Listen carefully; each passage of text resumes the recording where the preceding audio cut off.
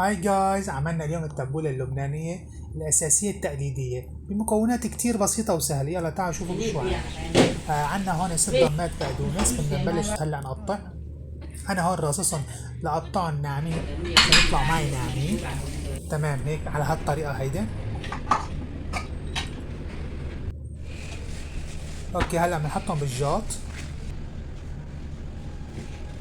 أنا عندي هون ضمة نعناع صغيرة. اوكي قطعناها كمان بنضيفهم للبقدونس. وهلا على الخسل. اوكي هلا بضيف لهم دواء ضد الكوليرا، ستوب كوليرا. اوكي بتركن على جنب تقريبا 30 دقيقة. وهلا بروح بشتغل بالبندورة. انا عندي هون تقريبا 2 كيلو بندورة حمراء، وتكون قاسي، حبة تكون قاسي ونظيفة. اوكي بدنا نقشرهم. تمام قشرناهم هلا هيك كلياتهم. هلا بدنا نقطع. نعم قد ما طلعوا معنا ناعمين كتير منيح.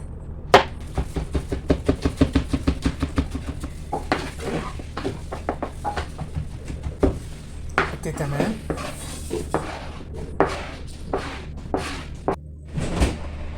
وهيك قطعناهم هلا البندورات ناعمين. انا عندي هون حبة بصلة بيضة، وعندي هون تقريبا 6-7 حبات بصل اخضر. طبعا كمية البصل حسب كمية التبولة. اوكي قطعناهم هلا ناعمين. تمام هاي هي المكونات وهلا بدنا نخلط المكونات بجاط كبير. بنضيف البقدونس، بنضيف البندورة الناعمة، بنضيف البصل الاخضر مع الابيض. تمام بنضيف ملح، بنضيف الزيت الطازج، بنضيف العصير الليمون، عصير الحامض. انا هون ما ضفت البرغل لان انا بدي اياها بدون برغل. بدكم تحطوا برغل ضيفوا برغل. هيك صارت جاهزة، وبالعافية عليكم، صحتين وهنا.